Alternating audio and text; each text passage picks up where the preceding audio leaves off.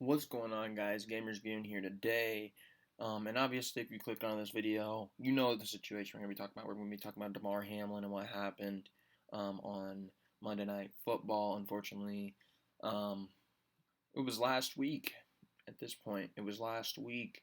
Um, and I want to start this off by giving a huge shout out and a huge round of applause for the hero of this whole thing, Denny Kellington, who he himself saved Damar Hamlin's life on that field. Denny, big shout out to you, all the love. But I said on Twitter that I wanted to come on here and do something to honor those who did a good job when it came into regards of handling the Damar Hamlin situation. Um, and while Denny Kellington was a big hero of this whole thing, I do want to also recognize some of the people that kept us at home informed and did a great job covering everything that went along with Damar Hamlin's situation. But now that he's back home and healthy, I feel that it's an appropriate time to do this video. And I will talk about a little bit about what I saw, but I'm not going to go too far in detail because I was at that game. So we will talk about that a little bit later after we honor two people that I feel like did a really good job immediately following um, what happened. And obviously, the first shout out that I want to give is to Coley Harvey. Coley, he spent basically the whole week last week in Cincinnati. He used to cover Cincinnati. I believe he used to cover Cincinnati, the Bengals football team. However, he is no longer just there. He's hit big time, but he was there. He was in attendance, and unfortunately, you don't want to really be there for that moment. And I had a lot of people reach out for me and be like, "What was it like?" It's not a moment you want to be a part of. It is a moment of history that unfortunately happened, but that is not a moment you really want to be a part of. Um, but Coley Harvey was there, and I think he did an excellent job throughout the week-long stay that he had in Cincinnati, covering this situation and keeping us all informed about any updates when it came to Damar Hamlin's health, anything that came out of the UC Medical Hospital, um, whether that be the first time we heard that he was no longer on 100% breathing by machines, he was on 50%, or whether that was um, just his family being able to say that he was able to communicate with them via notepad. And the first words that Damar Hamlin said was, "Did we win?" And the doctor said, "No, yes, Damar, you won the game of life."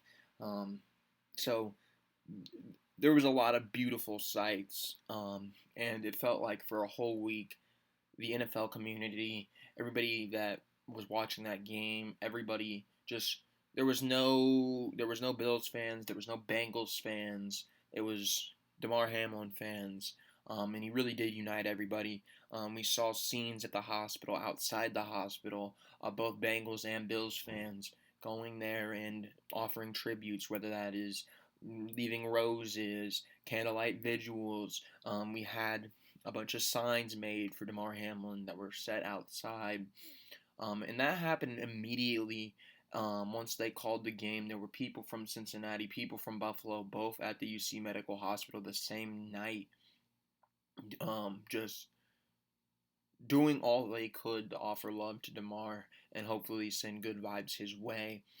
We saw scenes of both coaches at the hospital. We saw Stephon Diggs basically force his way into the hospital because they didn't know who he was, and he was just like, "That's my teammate. I gotta be there." So we saw a lot of scenes that were really powerful in showing what sports means. And Coley Harvey did a phenomenal job at covering all those powerful scenes. But I'd be doing you guys a disservice if I also did not mention, at least when I got home from the game, the first thing I did was obviously turn on the TV back to the channel that the game was on. I forget what channel the game was on, um, but first thing I did was sit there and watch and refresh Twitter repetitively. because things did not seem good. This seemed different. This seemed like a very bad situation could have happened. And obviously, being there, I was sitting in a suite. So I'm in this suite. The Bengals owner, or not the Bengals, the Bills owner, Pagulia, was right next to me, like right in the next suite. Um, and before the game, when I saw him, I was just like, that guy looks familiar. So I look up the picture of the Bills owner looks like, and that's him. And he has two people in there with him. And while seeing them on the phones, when there was an ambulance on the field, seeing their reaction to whatever was told to them, they did not waste any time getting out of that suite and down to the field or wherever they went. I don't know where they went specifically, but I did see them leave their suite. All three of them shook emotionally, obviously. The stadium was dead quiet. We all feared for the worst. We all feared for the worst. Um, and that's not something that you want to do. That's not something you want to do. But the first thing I do when I get home, obviously, refresh Twitter multiple times. But I watched Ryan Clark, and Ryan Clark did a phenomenal job. And somebody told me that he said something that people were not liking or something. I don't know what that was, but that's besides the point because Ryan Clark acted as a human on that coverage. And there's plenty of people in the media that use this as more so of like a clicks type of thing where they're just going to report on it. They're going to say something. Skip Bayless is one of them. Skip Bayless covered the situation, but he was more so focused on the playoff implications. It's not good.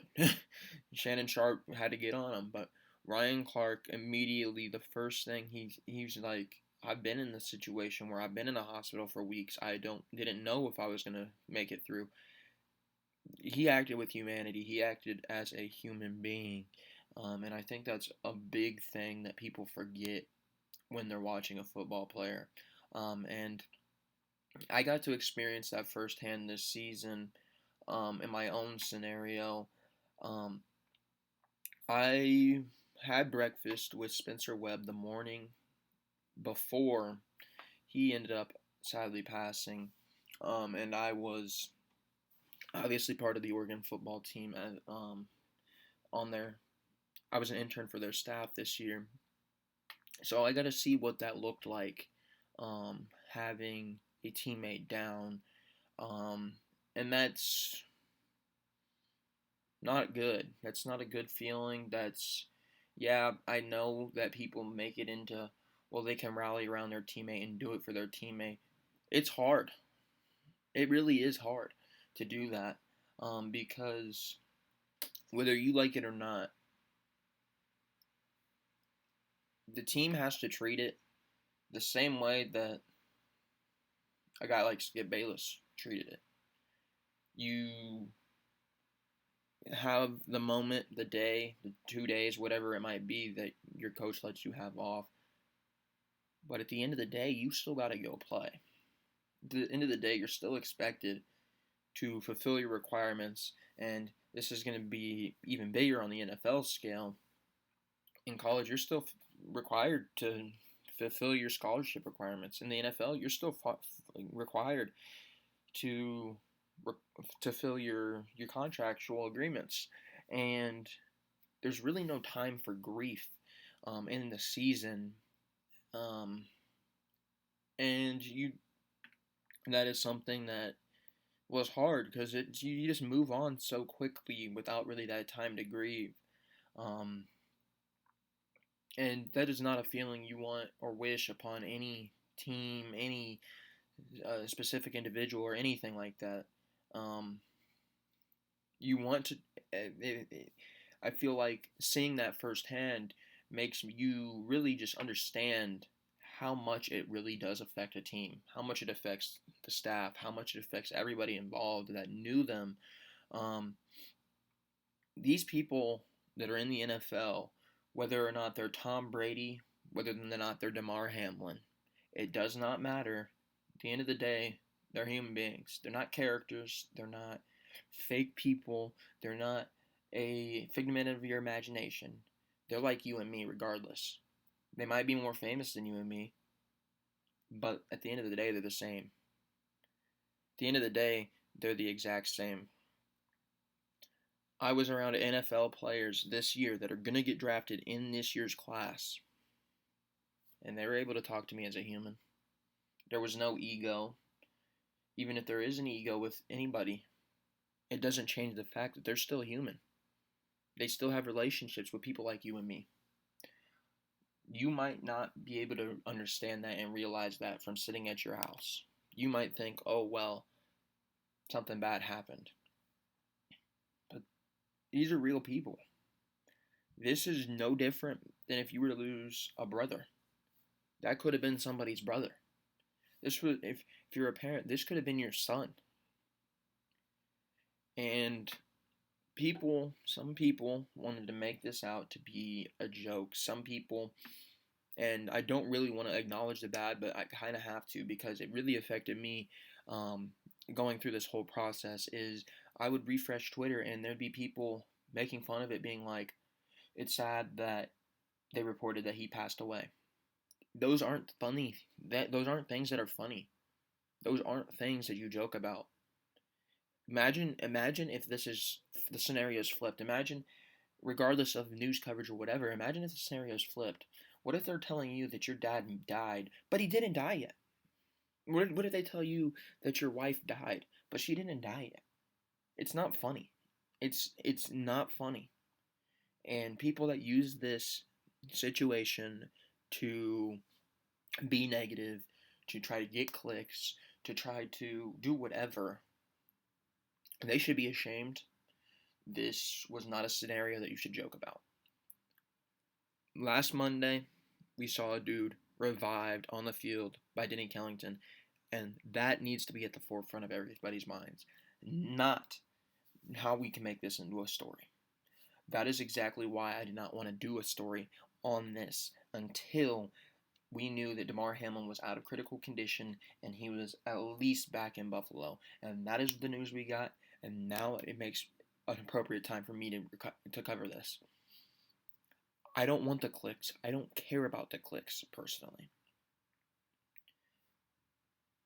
We have people that are covering this story, like Coley Harvey, and unfortunately, the big major ESPN news outlets, everybody was covering this story when it came to the sports world. But you leave this type of story to the professionals, the people that have what it takes, that are credentialed, that know what they're talking about. You don't speculate on this type of story. You don't speculate on this type of story. You don't make a joke out of this type of story.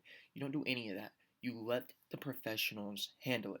And while I do want to go into journalism, I knew that it was not my place to do a story about this until all the details came out and until we knew that Damar Hamlin was out of critical condition and allowed to go back into Buffalo, where the coverage is probably going to simmer down a little bit, but I still want to get my story out there for Damar Hamlin and all those that helped Damar Hamlin's situation, whether that's Denny Kellington, whether that's the UC medical staff, whether that's everybody who covered it, like Coley Harvey, like Ryan Clark, like Shannon Sharp, like Robert Griffin III.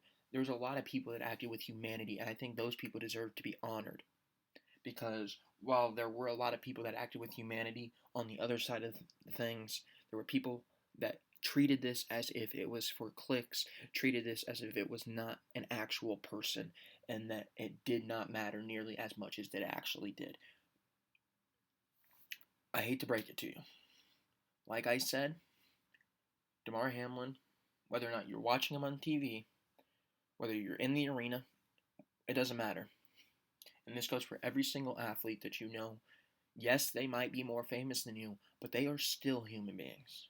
So let's act with compassion. Let's not put these people on like unfair terms, because I see people that like completely just bash people online, just be like, oh, like Tom Brady, for example, and I hate to use him again for an example, but people just criticize him and his family dynamic or whatever. Why?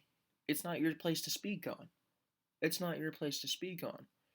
There's a difference between criticizing a player for what they're doing, being like, oh, Josh Allen has to make a better read than that.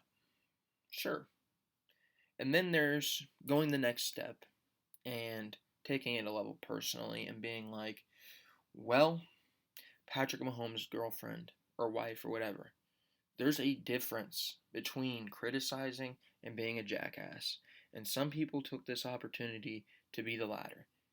And that is not what you do to these people. These people are human beings at the end of the day, whether or not they are the same level of financial success as you are, whether or not you're just like me, you're in debt for college, it doesn't matter. They're still the same. There's no difference between me and Aaron Rodgers in terms of we're both humans.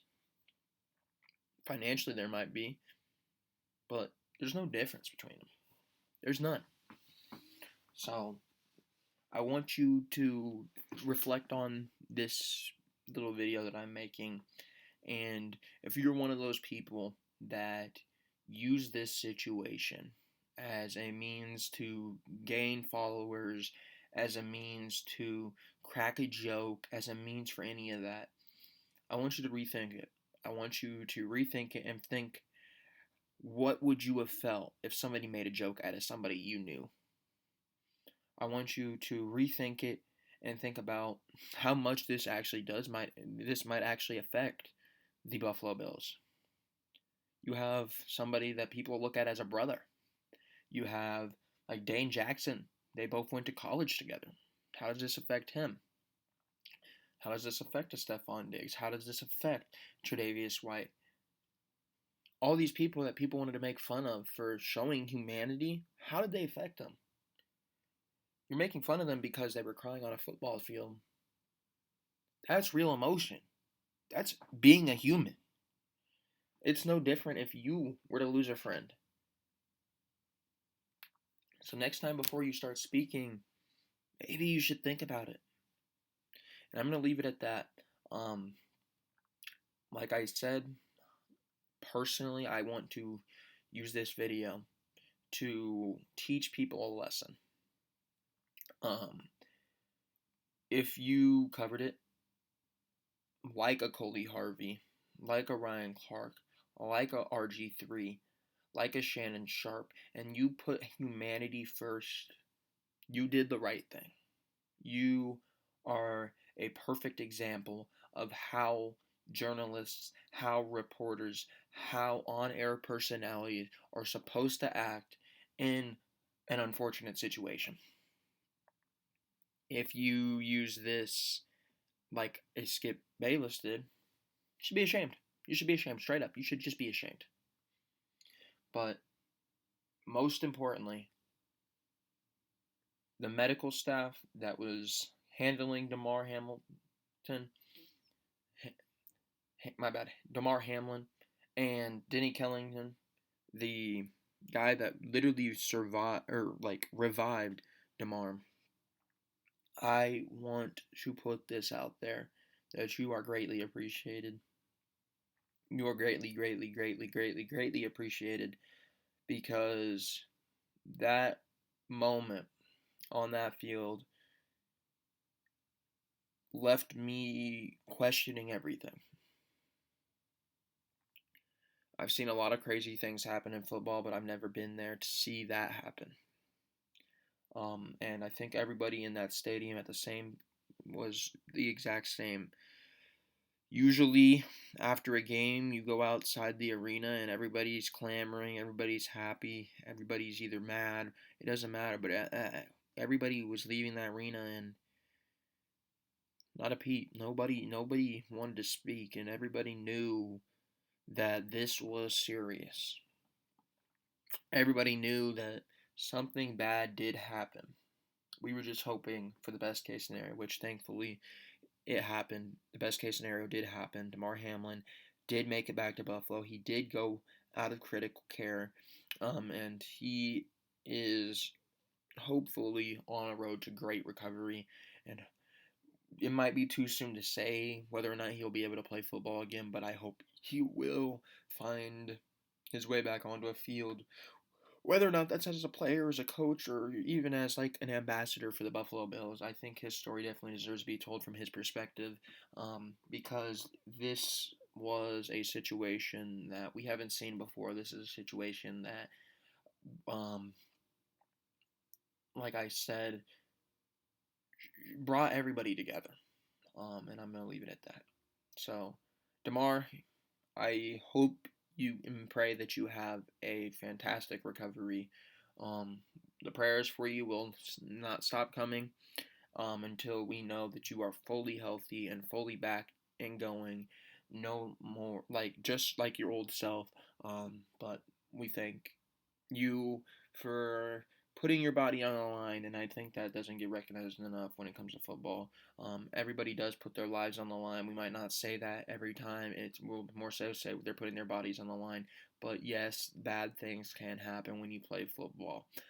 So, fortunately, Fortunately, the medical staff was able to prevent that, and we will talk later.